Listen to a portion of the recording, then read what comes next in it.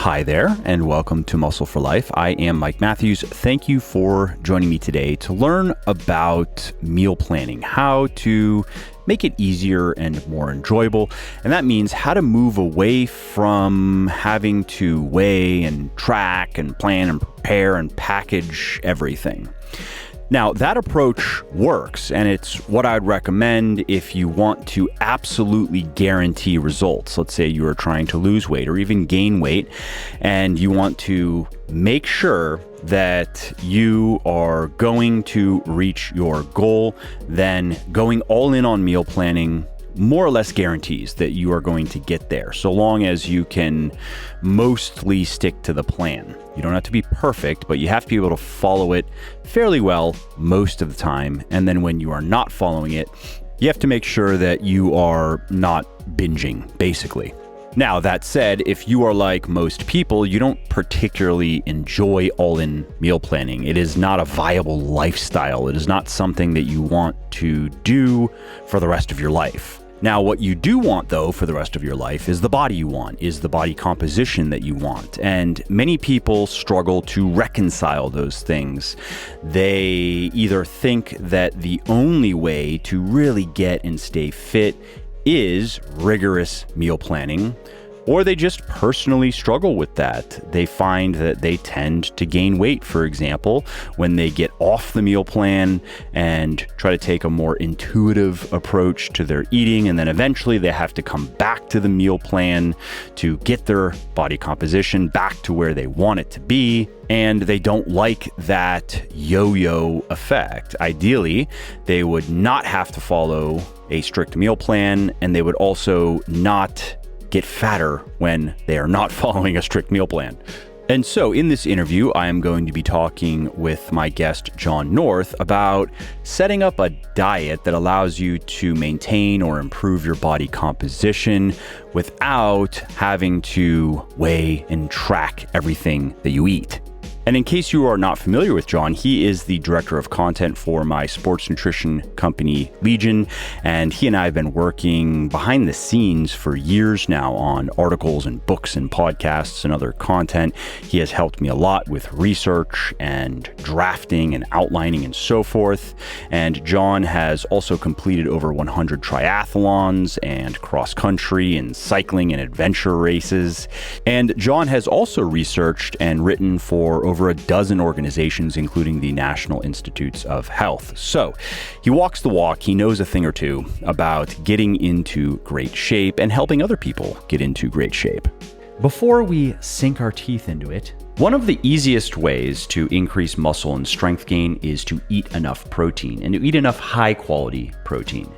Now, you can do that with food, of course. You can get all of the protein you need from food, but many people supplement with whey protein because it is convenient and it's tasty, and that makes it easier to just eat enough protein. And it's also rich in essential amino acids, which are crucial for muscle building, and it's digested well, it's absorbed well. And that's why I created Whey Plus, which is a 100% natural grass-fed whey isolate protein powder made with milk from small sustainable dairy farms in Ireland. Now, why whey isolate? Well, that is the highest quality whey protein you can buy, and that's why every serving of Whey Plus contains 22 grams of protein with little or no carbs and fat. Whey Plus is also lactose-free, so that means no indigestion, no stomach aches, no gassiness, and it's also 100% naturally sweetened and flavored, and it contains no artificial food dyes or other chemical junk. And why Irish dairies? Well, research shows that they produce some of the healthiest, cleanest milk in the world, and we work with farms that are certified by Ireland's Sustainable Dairy Assurance Scheme, SDSAS, which ensures that the farmers adhere to best practices in animal welfare, sustainability, product quality, traceability, and soil and grass management. And all that is why I have sold over 500,000 bottles of Whey Plus, and why it has over 6,000 4- and 5-star reviews on Amazon and on my website. So if you want a mouth-watering, high-protein, low-calorie whey protein powder that helps you reach your fitness goals faster, you want to try Whey Plus today. Go to buylegion.com/whey. Use the coupon code MUSCLE at checkout and you will save 20% on your first order. And if it is not your first order, you will get double reward points. And that is 6% cash back. And if you don't absolutely love Whey Plus, just let us know and we will give you a full refund on the spot. No form, no return is even necessary. You really can't lose. So go to buylegion.com/whey now. Use the coupon code MUSCLE at checkout to save 20% or get double reward points. And then try Whey Plus risk-free and see what you think. John, we finally make this happen. We've been talking about doing this for a little bit now. Yeah. A few years now. Has already been that long. There's a plot to keep me off the podcast. It's a conspiracy theory. So yeah. It's because we're too busy like playing video games and getting tattoos and stuff, you know. Yeah. Driving your Lamborghini. Yeah, exactly. No, I'm excited to do this and make this a regular thing. And, in the intro, for people who didn't listen to the intro, John has been working with me in content for years now, and you'll see a lot of his stuff over at Legion's blog, and he has helped with a lot of research and drafting for books and for my podcast, and so wealth of information, and that's why I wanted to get him here on the podcast and to help me not have to talk so much, basically. Yeah, take over some of the jabbering jobs. Yeah, exactly. Yeah, well, I think this would be a cool podcast just because it, kind of grew out of a conversation we were having on the Shredded Chef, where we were talking about different meal planning strategies. And which, by the way, for people listening, that's my cookbook. John and I are working on updating it, so we're gonna. I guess it would be the 4th edition technically, because I've updated it several times over the years. Right. Yeah. And right now it has a lot of really good information on meal planning. And this is something I believe we've worked more into BLS, TLS, Muscle for Life. All the books now I think have a bit more of this nuance to meal planning, right? Where for a long time, I think this largely comes from the kind of fitness influencer culture, right? Where it's, I'm on plan, I'm getting ready for the show, it's something we joke about a lot. And it's just very different from what most people want. It's fine if you want to get into bodybuilding shows and that sort of thing. And there are a lot of things we can learn from that. But for most people, following, say, the traditional spreadsheet style meal plan where it tells you exactly what, when, and how much to eat, and you just stick to that. And it works great, right? It's super reliable. It basically guarantees results if you follow it properly and you set it up properly. But the downside is it's pretty tedious, especially if you have a family, if you're traveling, if you have a demanding job. Again, these are all excuses, so to speak, but you could also ask, maybe there's also just a better solution too that doesn't require something this involved. Like why make it harder than it has to be, right? Exactly. Yeah. And, I used to be 100% like that. I mean, I started tracking calories and macros probably before it was really necessary or healthy. I mean, I was like doing cross country when I was a kid and, I wanted to get a little bit leaner for that. So I remember, reading like calories of Cheerios when I was 14 years old and like trying to plan that out. And again, like it's good in that it guarantees results. And I did get a bit leaner and faster, but at that age, it's a little bit weird and unnecessary. So anyway, the point is that there are other ways of doing it. And I think Eric Helms is a good example of this as well. So maybe I'm getting a bit ahead of myself, but he's been able to get bodybuilder like stage ready lean, not tracking or not weighing or measuring calories. So he's done it more of an intuitive portion style strategy, which we can get into. So I guess maybe a good way to approach this is, well, first of all, the goal of this is just to give people some alternatives to that, right? Where I think it's this false dichotomy where you either have to be following a traditional spreadsheet of, here's exactly, I'm going to have 400 grams of, yogurt and 200 grams of blueberries in the morning. And again, totally fine, but not necessarily required to get in great shape or stay that way. So we'll talk about the pros and cons of that strategy, and then also how you can kind of work your way away from that. Because what a lot of people do is they use a meal plan like that to get in really good shape, and then they don't have like an off-ramp strategy. Like that's all they know is how to follow a meal plan. And again, that's not, you can do it for a long time, but it's not necessarily the best way to stay in shape. And as you said, if there's no reason, if it's not a requirement, then why do that? So I guess maybe, Mike, you could talk a little bit about, for people who don't know, what the basic idea of how to set up a meal plan is, right? It's just in, the elevator pitch. This is something you cover obviously in your books, and we've covered on the website quite a bit. But just so people have a frame of reference for, this is kind of our starting point of what most like fitness people do. And then we can work back from that. Yeah, I think we can probably just give a pretty simple summary. So, taking the foods that you like to eat and putting together some meals that you would like to eat and figuring out the calories and macros of those meals. And if you're going to do that, there's a little process you can follow to make it kind of efficient. And that's in Bigger, Leaner, Stronger, Thinner, Leaner, Stronger, for example. But that's the basic idea, right, for people listening. So you have your target calories for your body composition goal. You've worked out your macros. It's going to be high protein.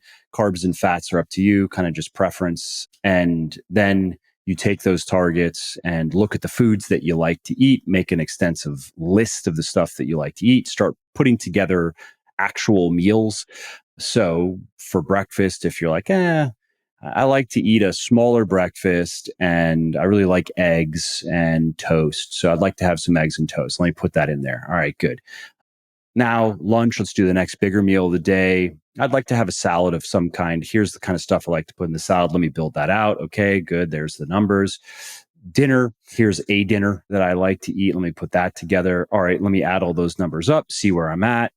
Now I'll tweak portions. Maybe I'll add in a snack or two, add in a dessert. That's the basic outline for everybody listening who hasn't done that yet. And then in the end, what you have is you have a specific list of foods and exact amounts, and weighing in grams is, or just weighing, but you usually do it in grams, is definitely the most accurate way if you want to be pinpoint accurate on your calories and macros, which we're going to talk about this is not necessary unless maybe for some people, certain circumstances we could talk about when you kind of want to try to push from 80% to 100%. But for most people, myself included, it's not worth the extra energy and attention that it requires to go from 80 to 100%. But regardless, you have this specific list of foods, specific amounts, usually sometimes like, around this time I'm going to eat this. And then around this time, it's going to be lunch, maybe between 12 and 1, I'm going to have that.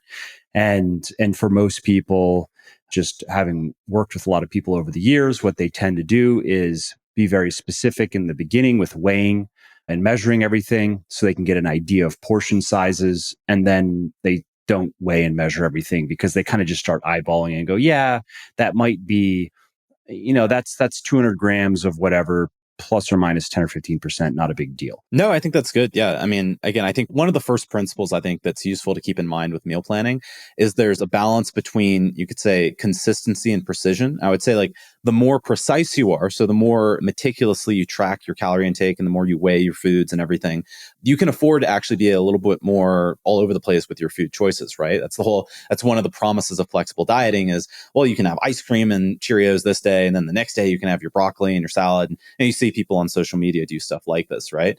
Whereas if you are more consistent, you eat roughly the same kinds of foods and roughly the same amounts every day, you actually don't need to be as precise in your tracking because, let's say like, almost every day I have like Greek yogurt, banana, some blueberries thrown in, something like that. If I'm having 2 bananas every day, then I just cut that down to like 1 banana if I'm cutting. You can do little changes like that throughout the day, and that adds up to a few hundred calories, and that's it. That's all you have to do. And if you're consistent with it, then you don't need to precisely weigh everything. And that gets into, I think, one of the first steps back from the really rigid meal planning approach is where you have maybe 1 or 2 meals that you do track and you weigh everything. And then you have 1 meal where it's up to you, or 1 or 2 meals. It doesn't really matter. What I found works well, again, I don't meticulously track anything I eat nowadays, but what I did for a long time was breakfast and lunch would be more structured. So, like you were saying, precise portion size of the foods, times when I'd eat it. And then dinner was a bit more flexible. That way, with my girlfriend, now wife, we could have something different. If I was going to visit friends, we could have something different, go out to a restaurant, and you just weren't so fixated on it.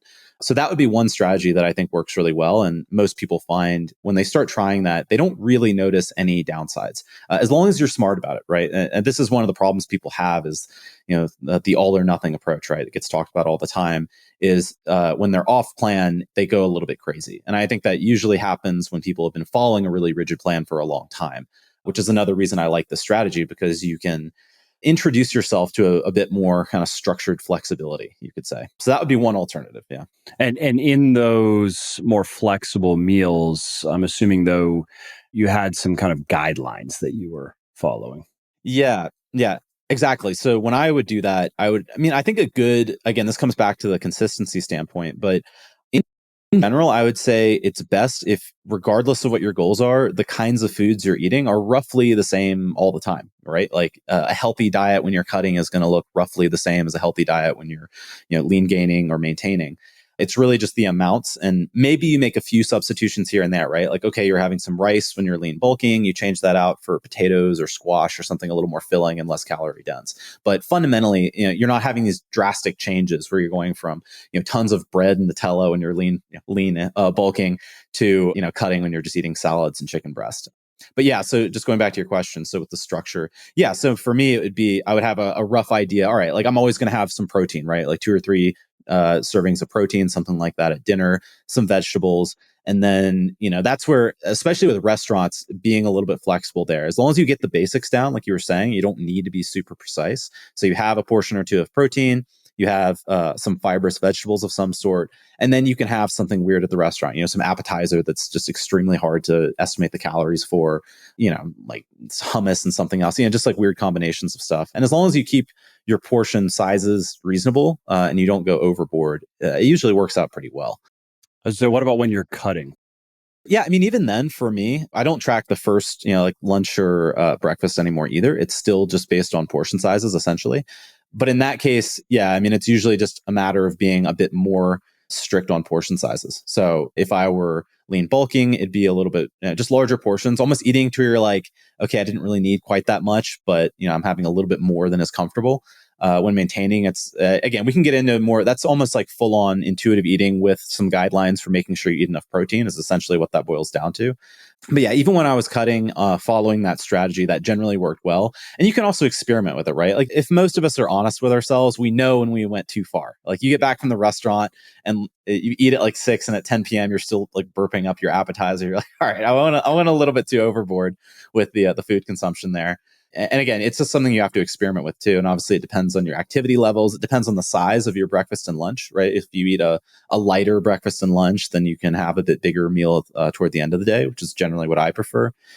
So yeah, the specifics will vary a bit there, but it's really the same strategy, even when cutting. It's just the portion sizes and maybe some of the food choices, depending on calorie density, that change.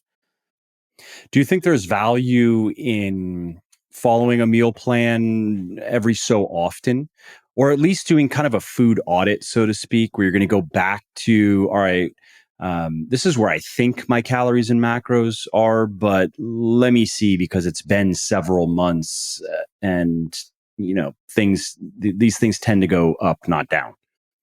Yeah, yeah. So two things on that. Number one is I think anybody who's really serious about getting in good shape and improving their body composition, especially, should follow a strict meal plan at some point, even if it's just for a few weeks. And I think, I like to refer to it as kind of your food IQ, where most people have really no conception of how many calories are in certain foods, especially the more processed stuff, right? I think people are generally surprised at how few calories are in many vegetables and various protein sources, and then they're very shocked. This is the thing you always see in the media. Oh, this Olive Garden recipe has 4,000 calories or whatever, which is it's crazy when you think about it. People listening, if you haven't looked at a tablespoon of peanut butter, first look at the calories and look at how many grams that is, and go measure that out if you want to feel a little bit depressed. Yeah, yeah. It's ridiculous. Like most people's tablespoon of peanut butter is like 2 or 3 when they actually get down to it. Yeah. So yeah, I think following a structured meal plan like that is really helpful. And I would say the people who seem to do the best with intuitive eating, and there's an article that we worked on that's on the website that goes into this, where some people are very against meal planning in general, and they'll say, oh, you should just do it based on portion sizes and how your body feels. There's validity to that. There's merit to that. But I think that works best when you have a background of understanding the calorie content of certain foods, because it's not always obvious either. Yeah, listen to your body that says to like eat pizza every day and just lie in bed and watch Netflix. Yeah, exactly. Don't listen to your body when it comes. Especially the funny thing is, in a modern society that just obviously doesn't work at all. Just look around you, look at the stats, and especially in America, but other countries as well. But in a primitive previous society, that probably wasn't bad advice, right? Like listen to your body and yeah, just based on the food that you had around you, your activity levels, all sorts of other variables that go into that. Take one simple thing, right? Like we don't have televisions back in 1700. So what do you do when you eat a meal? You sit down with your family, you eat some food, you talk, and then you're done. Like it's not like you can just sit there and just keep consuming. And you don't have unlimited food. Yeah, also true. Yeah, very true. So yeah, I do think everyone should follow a meal plan at some point just to build this knowledge of what you're actually eating and what's in different foods. And then also, I think, as you said, doing some kind of calorie or diet audit periodically. And I would say a good way to think of that is anytime your goals change, where let's say you're going from I want to get leaner to I want to get more muscular, go into like a lean bulking phase or maintain. Anytime you're changing your goal, it's a good idea to do something like that where you track what you're eating and see how that compares to what you were doing previously. And then you can make adjustments. And then also anytime you have a significant change in your food choices, like let's say you are moving to a different area and maybe like the grocery store you used to go to, they have slightly different foods. So you make some changes there, or you just get bored with certain meals and you're like, all right, I don't want to have a salad anymore for lunch. I want to have a sandwich and soup or something like that. Doing some kind of audit there just to double check and make sure you're not messing anything up is really smart. So yeah, again, that circles back to that first principle of consistency versus precision, where if you're really consistent, then a lot of the stuff becomes less essential. And consistency isn't always a good thing, right? Like if you get really bored with something, there's no reason to stay consistent with it when you'd be happier eating something else.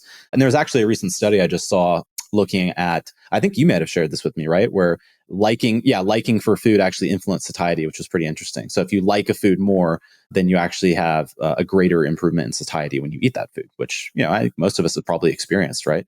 Yeah, that's one of those things that I was not surprised. And anybody who has done enough of this is not surprised, but I just thought it was an interesting little tidbit that there's some research to indicate that eating foods you like will keep you fuller and more satisfied.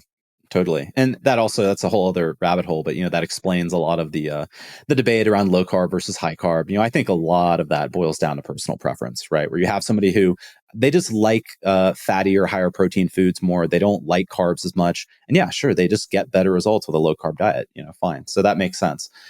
So I think moving on to another option would be, you could call it maybe like the cheat meal or cheat day approach, which is you follow a structured meal plan, 5-6 days a week, and then you have a day where you're going off plan. Now, obviously, there's a lot of bad advice, right? Like 4-hour body style, where you just spend a day, binging on random foods. Yeah, and again, Tim Ferriss is not the only person to talk about this idea. This is a pretty old idea in fitness, where you just go completely off the rails, and that would be an example of how not to do it, in my opinion. Even if you can swing it from a calorie perspective, where you can, you manage it so you're in a pretty extreme deficit during the week, and then you go overboard one day a week. From a behavioral standpoint, generally, yeah, that sounds like a good way to develop an eating disorder. That's what that sounds like, or at least to get a little bit neurotic about food. Yeah. It's like, or what if your cheat day is 2 days later because there's a graduation ceremony or something, and it gets really weird where people start playing some weird games. And also think about body comp, right? What that does. So, okay, you're going to be in a big deficit 5 or 6 days out of the week, so you can binge one day out of the week. That sounds like probably a good way to decomp. Yeah. Like the opposite of recomp for people listening. Like that's a good way. Sounds a good way to eventually just kind of like burn away muscle while simultaneously gaining fat over time. Yeah. Well, yeah, or at least maybe like redistributing fat in some weird, lopsided, ugly way. Yeah. I mean, that probably is not far off the mark. I mean, if you really look at how muscle gain works, right, it's a relatively slow process, like we've both written about before, where really the key nutritionally for muscle gain is A, eat enough protein and calories, but B, maintain that for a while. We've gotten into some of the calorie cycling literature. And I think over time, that idea of, these large swings in calorie intake, right? It was like a very popular idea for a long time. You're going to eat a lot more on the days you train, a lot less on the days you're resting. But when you really look at the physiology of muscle growth, that doesn't make a whole lot of sense. I mean, it's not a terrible strategy. And you could argue maybe it's, again, I think the main argument is just behavioral. Some people just like to do that. But from a purely physiological standpoint, really, I mean, muscle growth is a slow process. It does carry over multiple days, right? So you do a workout, depending on your training status, anywhere from 24 up to 72 hours, your body is still building and repairing muscle after that workout. There's debate on that, but it's a long time, much longer than most people think. So you really want to give your body what it needs to repair and build muscle for over that whole time period. So this idea that, again, you're going to be in a calorie deficit, a severe calorie deficit for several days, and then just spike it with a ton of calories is definitely not ideal for muscle gain, and probably pretty good for fat gain too. Yeah, I mean, it's people thinking that your body's muscle building machinery works on like a throttle. Like you can just throttle it down and then hit the afterburners and then throttle it down. If I remember correctly, I think Lyle McDonald, I think I remember reading this from him, or he had commented some time ago that, and I've experienced this myself, that when you go from, let's say, cutting, when you go from a deficit, so muscle growth is effectively halted unless you're brand new, to a surplus, there seems to be a couple of weeks in there where your body needs to build up some momentum, so to speak. It's not, okay, you just went from a deficit, maybe you're in a deficit for months, or maybe you're just maintaining. And if you're maintaining to stay lean, that means that you're in a slight deficit more often than you're in a slight surplus. That is just, I'm speaking personally, that's what you have to do if you want to stay lean, right? So you go from that to the surplus.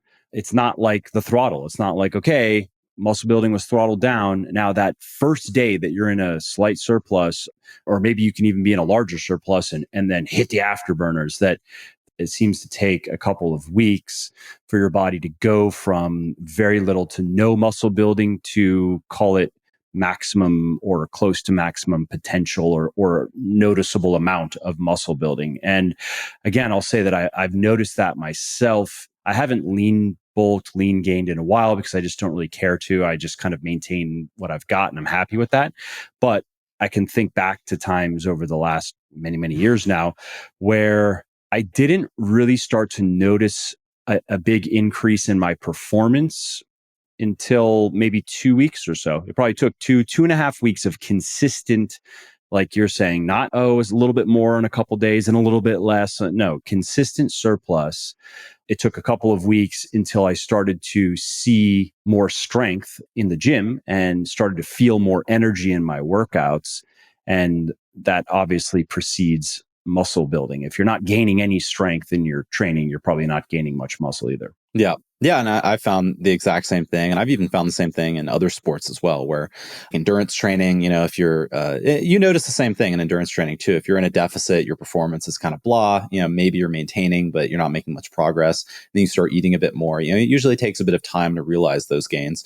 But muscle growth, as you said, yeah, it's a slow process. You're not going to notice any real benefits. You'll probably feel a little bit better. That's usually the thing people notice, right? More energy in the beginning. That's psychological, though, is what I like. In the beginning, it's nice to just eat more food. Yep. Yeah. It's almost like just removing the stress of, or like the annoyance of having to control your calories so much. You're just like, all right, I can relax a little bit. It's just one less thing you have to worry about. But yeah, again, that it's a process that takes time. So anyway, that's the short story of why calorie cycling is probably a bit overrated for most people. Hey there, if you are hearing this, you are still listening, which is awesome. Thank you. And if you are enjoying this podcast, or if you just like my podcast in general and you are getting at least something out of it, would you mind sharing it with a friend or a loved one or a not so loved one even who might want to learn something new? Word of mouth helps really bigly in growing the show, so if you think of someone who might like this episode or another one, please do tell them about it. So anyway, just to recap, so we have our full-on structured meal planning. We have our kind of partially structured. We have a few meals, and it doesn't have to be breakfast and lunch. You can do that however you want. It could be breakfast is your free meal if you like to have that a bit more flexible. But just incorporating one or two meals that aren't quite as structured, and then you have your more time-based system where there's a certain portion of the week where you're following your meal plan, and then there's a certain portion where you're still following a plan. You have a conception of how much you should eat. Again, the idea is not that you just go crazy during these time periods, but it's more based on just common sense. And almost you can think of that as kind of taking off the training wheels when you're learning to ride a bike, right? You're trying to mimic the same movement, but just without the supports. And I think that's a good way to think of it is really, I would say if you're new to this, try to eat the exact same amounts and the same foods just without weighing it. And that's a good way to transition away from being so dependent on the meal plan to a little bit more of an intuitive approach. And I think at the end of the line, you have what, this is essentially how you and I would say, structure our diets, and how most people, Eric Helms is at this point, almost anybody who I would say is consistently in pretty good shape, who does not make a career of being lean, like a amateur bodybuilder or something, follows some combination. It's almost like a hybrid between intuitive eating. You could almost call it maybe informed intuitive eating, right? Where you have a good understanding of the calorie and macronutrient content of various foods, but at the same time, you don't need to weigh everything because you're fairly consistent with what you eat. And you probably eat at roughly the same times every day. Most people do, even without realizing it. Most people also eat roughly the same foods every day. I think there was even a study I saw at some point. It's almost like that rule. What is it for, like the size of your social circle? Or it's like, 150 people or something that you can actually know. It was almost like that for foods, where it was like people were eating like 30 to 50 foods, and it very rarely, digressed from that. But really, essentially what you're doing is just following the meal plan that's in your head instead of on paper at that point. And it's become so ingrained in your daily routine that you just stick with it. And that's where I am. I think you're similar. We worked in the office together for a long time, spent a lot of time together. And again, for me, it's like some fruit and yogurt in the morning, salad with chicken, and some dressing in the middle of the day. Usually like fish, chicken, some kind of meat in the evening with a bunch of vegetables. And if I'm trying to gain weight or I'm doing a lot of activity, then it's usually I substitute maybe some of the broccoli for potato or something like that. It's nothing complicated. Maybe I throw some chickpeas on the salad, and you make little adjustments like that. And then I would say another important component to that is just tracking your body weight. It's like, right. So you're seeing, that's the input is your food and your activity levels. And then the result is your body weight. And assuming you're lifting weights, that's going to be a very good proxy for body fat levels too. And you're eating enough protein. So if you see that your body weight is trending up over time, then yeah, that's where you need to start making some adjustments, right? So instead of the 2 bananas, you have 1 banana. And, you take the chickpeas off the salad. Like you do a few little things like that, monitor it for another week or two, and you'll usually see it starts to trend down or at least stabilize. And then you can just play with it like that. And I think also another reason the strict meal plan approach is so attractive for people. I mean, a lot of this is influenced by bodybuilding, and whether it's amateur or professional, even though very few people are really a professional bodybuilder. Even Ronnie Coleman was a police officer. So yeah, define professional. Not to disparage it, but it's just, again, most people don't make their living doing that. Say you're a competitive bodybuilder, put it that way. You have a deadline, and most people don't, right? Like even if you're saying, like you're most people, you want to get a bit leaner for the summer, it's a very rough deadline, right? It's like, all right, I want to be getting pretty lean in like May, June, July, somewhere in there. I can kind of enjoy that through August, September, October. And then I'm wearing clothes again and I can be a bit fluffier. There's not like a specific date you have to be ready. So you can afford to be a little more flexible, and you don't need that level of precision because there's not a specific date you have to get ready for something. Even something like a wedding, right? It's like, all right, I want to be down to 8% body fat for my wedding. Nobody's going to notice the difference between 8 and 9 or 10% when you're wearing a suit, dude. It doesn't matter. So yeah. So anyway, I think that's a good place to start wrapping it up is, we've given people a few different options. And I think that's the thing to keep in mind is the structured meal planning approach is really good for building your understanding and familiarity with the macronutrient and calorie content of various foods. But I think a good goal for most people who have a family, have a job, have other interests, maybe play other sports, is to try and shoot for kind of this informed intuitive eating approach that we're talking about. That would be a good goal to work toward. And it's just a lot less stress too. I haven't weighed a morsel of food in a really long time. And it's one of those things that it doesn't take a lot of time, but it takes a little bit of time every day. And that does add up. And it takes some, mental bandwidth to keep tracking that. And another thing too that I noticed that kind of drove me away from that meticulous approach is, for a long time I did a lot of endurance sports, and I still like to do stuff outside, hiking, things like that. And you end up having days where you're burning a lot more calories than not. And it becomes kind of tricky to modify your meal plan for those days. Now you can do stuff like kind of a structured pre-planned calorie cycling thing, like, all right, on a high calorie day, I'm going to eat these foods or not. But really it's difficult to plan that stuff ahead. And oftentimes I think you end up being better off just keeping it a bit more flexible. So you allow yourself to eat a bit more on these days where you're burning more energy.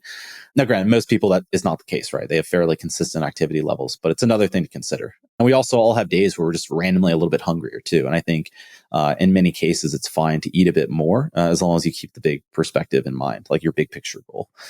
So yeah, anyway, I think that's my take on the meal planning strats. Yeah. A few comments. One is Dr. Bill Campbell, he would call it protein anchoring. He likes to advocate for protein anchored flexible dieting, which this is really just a macro strategy. So your protein is fixed and your carbs and fats are flexible, which of course, I've been advocating really since the beginning of first book, whatever, 10 years ago. But you can also apply that to take these kind of off plan or less structured meals or days. This is something that I've always done is if I'm going to go out to eat, I'm not going to bother trying to calculate calories or macros, but I probably am going to make sure that I'm eating, maybe 30 to 50 grams of protein, that's going to be part of that meal. Now, sometimes not. It kind of depends on the circumstances, but I think that's generally a good idea. So you're going to, especially if it's a day to day where you're like, I want a flexible dinner situation where I can try different things, eat different recipes, eating with my family. They don't want to eat the same stuff every day. But one thing that is going to be fixed is I'm going to make sure that there's 30 to 50 grams of protein in there. And I think that's smart to do. It also helps with satiety. You'll tend to eat a lot more carbs and fat than protein if we look at it for calories, right? And then the same thing would go on the treat day, cheat day, whatever.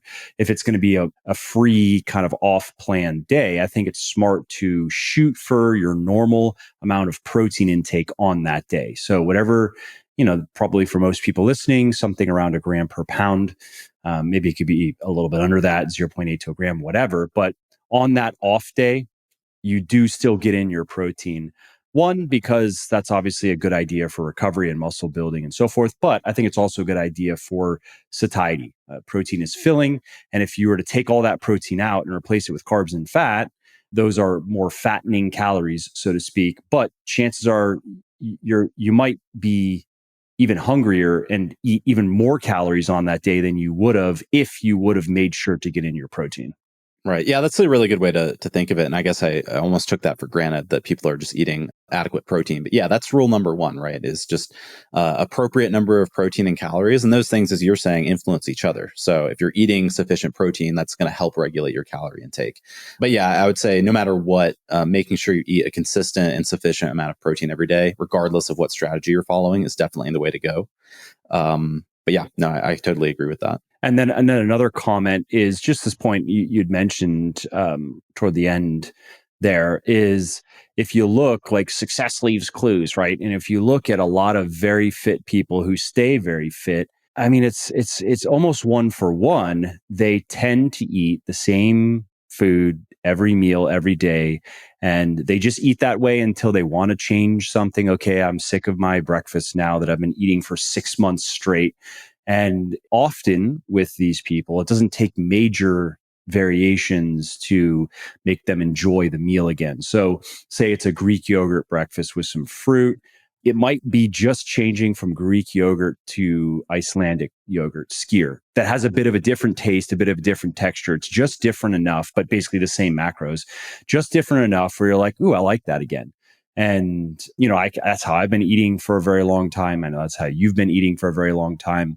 And again, you can go down the list of probably just about everybody who's ever appeared on this podcast who is in very good shape and stays in very good shape. They get to that point where it's not the food is fuel kind of mentality. Like, yeah, that's true to some degree, but food is also enjoyment. For some people, it's even a part of their culture and a part of their lifestyle. And there's nothing wrong with that. However, what I've noticed in myself and in a lot of these other people is they get to a point where they can eat more or less the same foods every meal, every day, and enjoy them for extended periods of time. And then when they're no longer looking forward to those meals anymore, they just change it. And it doesn't often take major changes just to get back to looking forward to eating it. That's at least how I've always done it. Is it as hedonistically pleasing as, I mean, I haven't had, what's something that's like really like some greasy fast food that really, if it's good, I mean, I understand why some people have trouble eating, too much of this food. Is it's not just the enjoyment of eating it. There's almost like a weird kind of blissful afterglow that unless you overdid it, really, honestly, I get it, right? Post-consumptive afterglow. Yeah. Seriously. Yeah. So it's not that, but when we're done here, I'm going to go make the same salad that I've been making for months. But the last change that I made to that salad is I started to add some goat cheese and I started to crumble up some chips and put it in the salad. Like tortilla chips or something? Yeah, little tortilla chips with some like spices on them or something. It's some old Florida brand, I think it's called. I don't know, some random chips that Sarah found. They're actually good.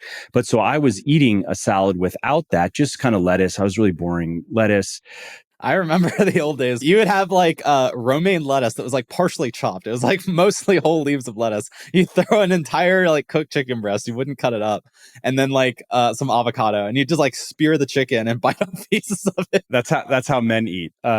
And so that avocado that would have been something that I added where I'm like, all right, I'm actually sick of just pieces of romaine lettuce and like full chicken breasts. I'm going to add something to it. And now that salad, I'm still eating the salad for lunch, but it has some goat cheese in it. It has some of these little chips in it. And I cook now ground chicken breast with some herbs and stuff. And also my dressing has changed a little bit. So I just make these little changes, probably on average, every 6 months or so. I make these little changes. And again, what I'm going for, so the reason I made the last little changes to the salad is I wasn't really liking it anymore. Like I actually didn't look forward to eating it and I was just forcing myself to eat it. And for me, that's the point where, sure, I could keep doing that, but why? Why make it harder than it needs to be when I can just add a couple things into it? And if I want to account for the extra 200 calories that I'm adding to it, I can just pull from something else, or it's only a couple hundred calories. It really doesn't make that big of a difference. I mean, it's like within the margin of error for even like accurate estimating. Yeah. Exactly. I could accidentally even just burn with a little bit of extra non-exercise activity thermogenesis that I wouldn't even be aware of, right? Or, I take my dogs for one extra 10, 15-minute walk or something. Cool. There we go. And that's a good idea anyway, right? And so I've also made similar changes to my vegetable slop dinner that I've been eating for years. So now it's just a little bit different. I changed the vegetables. I put chicken stock in it now. I changed the spices. I add rice to it now. Look at you. Fancy. It's still vegetable slop though. Another funny thing I realized too, I often alternate, I guess, between like the Greek yogurt and bananas and blueberries or whatever, and then just literally the same thing, but I just put it in a blender and make it into a smoothie, and it's just more satisfying sometimes. So yeah, again, or like you freeze the bananas and suddenly it tastes very different. But yeah, as you said, most people, this is a very, very common denominator of staying in good shape. What you don't see is the converse, where it's, constantly eating something different every day, just very random. Constantly eating out, fast food, stuff that's hard to quantify. Yeah, and those usually go together, right? Where somebody is not planning ahead, they're not eating consistently, and it's almost impossible. I mean, years ago, I was working with this guy back when I was doing online coaching with fitness, and he told me he wanted to get in really good shape, and I was like, all right, cool, we're gonna like put together a meal plan, blah blah blah. And he's like, yeah, but I don't want to cook anything. I don't cook. It wasn't like I can't cook; it was I don't cook, which I always thought was funny. What about microwaving? Does that count? I don't even know if he did that, man. It was literally like everything. This is like 10 years ago too. So, but he was ahead of the times with like DoorDash and stuff. But I guess that didn't exist. But it was some equivalent where I think he lived in some city, so he would just eat at like random bistros and stuff. And funny, I mean, if you can sort of make that work, I think the meal planning team at Legion has done some stuff on like restaurant-based meal plans. It's more difficult. Yeah, it's much more difficult. Probably almost impossible because you're probably not eating alone. And there's just no way that you're not going to be trying the appetizers and the desserts and everything else that you're not going to sit there and just eat your little salad that you ask them to, put the dressing on the side and don't use any oil on the chicken. And it starts to feel like a waste of time. You're like, why am I even, I could make something that's more fresh, more satiating, cheaper, healthier at home, than this like weird pseudo healthy thing that I'm trying to put together at Chipotle or whatever. I remember I went to, what was it, like a mod pizza. Terrible. I had it once and I was like, I'm never eating this again. It's the halo top of pizza. Yeah. And I was trying to make like a healthy version too, so it was even worse. And it was like basically, it was like pizza dough with some sauce and like chicken and like spinach on top. It was pretty bad. Mod, it didn't taste like pizza. It tasted like each individual ingredient combined together. It wasn't pizza. It was like a crust with some tomato sauce and some cheese, but it didn't come together. It didn't like actually taste like pizza. Yeah, it wasn't that good. But yeah, I think that's again going back to the consistency element. It's very difficult, as you said, and I think it's also very unsatisfying because if you really are trying to get in much better shape, like even losing 20 pounds is, it's not easy for most people. Yeah, if you're really trying to get there, you're just making it much harder than it really needs to be. And you're also second guessing yourself. Like, did I eat a bit too much pizza? Like, should I have that second slice? I don't know. Whereas if you're just following a meal plan or eating consistently, like we're talking about, you could say like a mental meal plan, you just don't have that overhead of thinking about it. You're like, all right, I know roughly every week my weight's going down. And that's a very nice feeling to have. It's almost like when you automate investing for finance, right? You have a little bit comes out of the paycheck, goes into the stonks or whatever, your savings account, whatever. And you just know. And then, 6 months go by and you're like, oh, I have a nice little nest egg. Same idea. Like 6 months go by following a meal plan. You look in the mirror and you're like, oh, nice. I actually look pretty good. Yeah. And then final comment is if you can get to the point that we're talking about where you can enjoyably eat the same types of foods, the same amounts with little changes here and there, and that allows you to achieve your body composition goal, whatever that is. I mean, it's particularly good for maintaining. But if then you go from, and I've done this a number of times now over the years, where I want to cut, I want to get leaner for whatever reason. You had mentioned this earlier, you had commented, but I want to point it up because it's just something for people to think with. That cutting becomes as simple as, okay, I'll remove the rice from my vegetable slop. And maybe I'll eat like one fewer piece of fruit. So I normally do a banana and an apple and some blueberries. I'll just maybe cut the apple or cut the banana. And that might actually be enough. That might be like a few hundred calories right there. Yeah, it's like do that and then exercise a little bit more. And it's like, all right, there's, that's your cutting plan. And that's it. That's my cut. I remember years ago in the Florida office, I had cut for, I think, some photo shoot or something like that and got pretty lean. And the joke in the office was literally all I did was I stopped eating an English muffin with peanut butter and jelly on it. That was it. That was my cut. Like, all right, just take that out because that was 500 or 600 calories or whatever. And everything else was the same. And it sounds silly, but of course, a calorie deficit, a calorie is a calorie deficit. And if the rest of your diet is not changing, then you can do stuff like that. And that's the important caveat to keep in mind with the strategy. And again, why I think there's that balance between consistency and precision, where the more you rely on one, the less you need the other. And I guess it comes down to temperament too. Some people do like the tracking. I haven't met anyone who really likes the meticulous tracking long term, like I mentioned earlier. But with something like you're saying, if you look at a lot of the research on why calorie counting doesn't work, things like that, you see these articles pop up every few months. Or why exercise doesn't work. That's a better example, right? Where it's always, well, you burn your 200 calories and then you just eat them back at dinner and blah, blah, blah, blah, blah. It's like, all right, but if you're serious about doing this, you don't do that. Like you're following something of a plan. You are eating consistently. And so you aren't just, you go on an hour bike ride, you burn 500, 600 calories. You aren't just eating that extra English muffin and peanut butter and jelly and like patting yourself on the back thinking you're going to make progress. That's a slightly different topic. Yeah, it's a very disingenuous criticism, actually. Like with some of these articles, you're like, okay, this person is either dumb, like they're really stupid and they just don't get it, or they're just disingenuous and they don't care, and it makes for it's cynical clickbait in many times. Exactly, a clickbaity article that will get shared around. Yeah, and I mean, contrarianism always is a good way to get clicks, and that's exercise doesn't actually work. It's like, okay, all right, Tour de France cyclist burns 8,000 calories a day, still skinny as a rail. Yeah, I guess they're just also like everybody who's in really good shape, they exercise a lot. Yeah, I don't know, works out a fair amount. Yeah, like you just start coming up with simple examples, and again, it is a math equation. Wait, you exercise, but that doesn't work. The science said. Yeah. Wait. You exercise and you control your calories? That can't be. Yeah. It's your genetics.